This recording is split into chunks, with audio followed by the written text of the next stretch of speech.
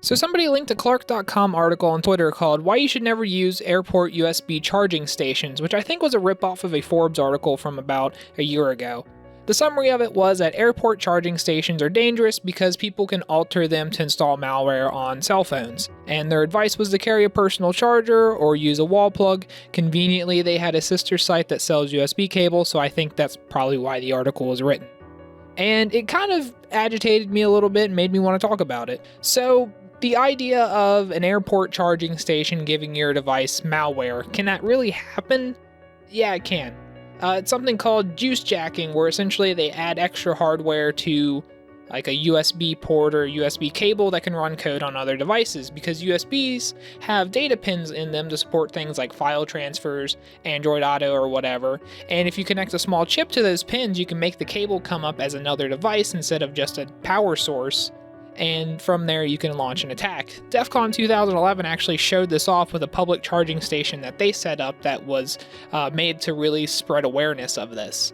This idea is actually expanded from something called USB dropping, where they will take USB keys, throw malware on them, and just leave them around for people to pick up.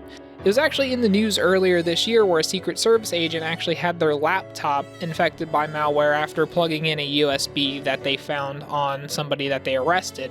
Stuxnet wasn't primarily driven by USB dropping, but USBs were used as a way to get around the air gap between the internet and the Iranian nuclear centrifuges, which was kind of interesting.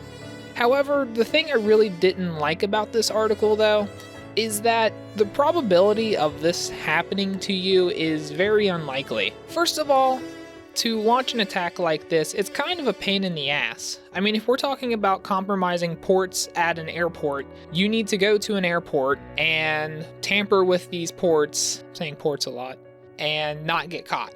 I mean, if somebody sees you unplugging an electrical outlet at an airport, they're probably going to say something. And if we're talking about putting hardware in like cables, well, then you need to make the cables and still go out there and leave them around. And then another problem you have is updating them. So both methods, or whatever malware you put on these devices, might have the vulnerability associated with them patched. And that might happen like the day you decide to put it out there, and congratulations, you just made a bunch of ports and cables that are now essentially useless. I mean, you could make something so that when it actually infects the device, it tries to fetch an update from a website or something that you run, but if they patch it before you can run that, then, you kind of have a dead cable. And you could add Wi-Fi capability to it so that it would connect to, say, like an open Wi-Fi and update itself without having to be plugged into a device and run something on the device itself. But that's a lot more work and it would cost more. So the other problem is cost. Eli Bernstein in the University of Illinois did an experiment with USB dropping, and the way that they had to do this cost around $40 a key. I would assume that if you wanted to make a malicious cable or alter a port, it would probably cost something similar, or it could be actually more expensive because you would want the port at the airport to not look tampered with, and you'd want the cables to look somewhat legitimate, so you'd need smaller hardware and things like that.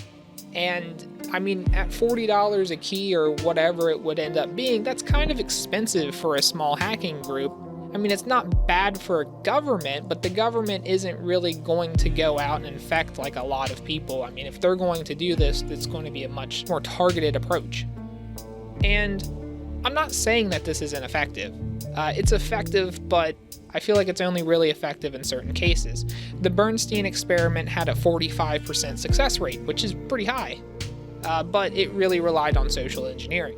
Basically what they would do is they'd put the USB drive on with like some other keys, or they'd write like final exam answers or something on it to incentivize people picking them up and plugging them in order to do something like, get the final exam answers, or to return them to the proper people because they also had keys attached to them. If we're talking about altering a port in an airport, that could be really effective because you could hit multiple people at a time, and if you kind of delay your attack a little bit, it might not get immediately caught, but you still have to go out there and actually tamper with this. Doing this with cables, I don't think would really be nearly as effective, because if you just leave a bunch of cables around, there's really no guarantee that people are going to ever plug them in. a janitor could find it and it could get thrown into a box that they use for if anybody, needs a spare one, or they could just throw it away because they really don't care. Somebody could pick it up and use it as a spare, throw it in their bag where it's kind of forgotten about. It could be lost and just never found. And if somebody uses this, there's not also a guarantee that's going to be used today. They might throw it in their bag and it might be weeks before they need that cable. And then they pull it out, and by then maybe there was a security update for their device, and congratulations, you just accomplished essentially nothing. Like, it's very expensive and very time consuming and very much of a pain in the ass for something that probably wouldn't have a super high hit rate. And even then, like, if you're trying to get something important, there's a chance that you just don't get anything at all. I mean, a parent would probably use it for like their kid's tablet. And then congratulations, you have a YouTube Kids account. A CEO is somebody that you'd really like to get a hold of, but, they're probably not going to just pick a cable up off the ground and use it. They are going to use their own stuff, and if they lose it, they're not going to look around on the ground to see if they can find a spare. They're just going to buy another one. At the end of the day, if you want to infect a lot of people with malware, there's just cheaper and easier ways to do it. And I'm going to go ahead and make a very bold assumption. I'm going to assume that you could plug every device that you've ever found, every cable, every USB flash drive that you see lying around, and you could plug it into your stuff and have nothing ever happen. Because I don't feel like this attack vector is widely used because it's costly and it's complex. Altering the ports to have them install malware is kind of the same thing as credit card skimmers in a way. And even those aren't really widely used, even though if you deployed them right, you could make a lot of money. A lot of these attacks are usually very targeted and sophisticated, and they're not really meant for infecting a lot of people. So like what groups will do is they will make these cables or they'll make these USB flash drives, and they will target the attack towards like a specific company. They'll look at the places where employees go a lot, be it airports, restaurants, hotels and stuff, and leave them around there.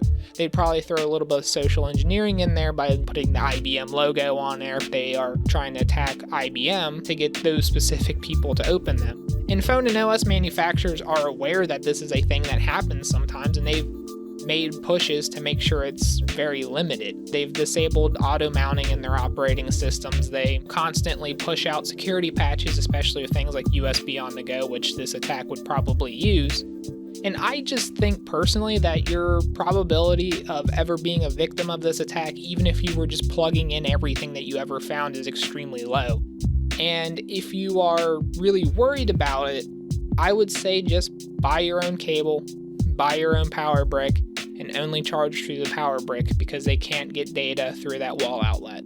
Like, if you're really worried about it, do that. Because even then, like, I think that you would have a better chance of your information being stolen while you go out there and buy the power brick from something happening to the company that you bought it from than I think you would from actually getting malware from picking up a cable or using an airport charging station. And even then, if you decide to cheap out and buy the cheapest cable you could find on, say, Amazon, there's no guarantee that the Chinese company that you're buying it from isn't putting the hardware on there anyway. I'm like, yeah, if you want to be safe, just bring your own charging stuff, and if you lose it, don't use anybody else's and plug into a wall outlet. I think something like a sync stop or a USB condom is just a little too paranoid. And the reason why this article kind of annoyed me is because it scares people about kind of a fake issue. I mean, this really isn't like a widespread problem. It's not like an epidemic. There's not a news article out there saying that millions have been attacked by this. It's something that can technically happen, can possibly happen, but when you talk about is it happening, not really. I think some of it is kind of used to push things like sync stops and USB condoms, and even then, like, that's not really an effective security measure, because to me, that's like putting a post-it note over your webcam. Like, yeah, congratulations, nobody can see you, but you're not probably going to get into your laptop and physically disconnect the microphone that's in there. And so that's completely open. The people that are going to sit there and feel safe because they, are using their special little tools so that nobody hacks their phone while they're charging it is just going to connect to a public Wi-Fi that's been spoofed and have their information stolen that way. Or they're going to log into their banking information on that public Wi-Fi with a weak password or click on some phishing email or something like that. And I feel like at the end of the day, it's not really that it's a bad thing that people are bringing awareness to this issue. It's just that it's not that much of an issue, and there's realistically bigger and more important things that that people are being hacked by, but nobody really wants to listen to those because it doesn't have that scare factor that this does. It's just kind of a non-issue that I've seen people freak out about. So what do you think? Do you think this is really a big issue? Are you afraid of it? Let me know in the comments. Like, subscribe, all that shit. Peace out.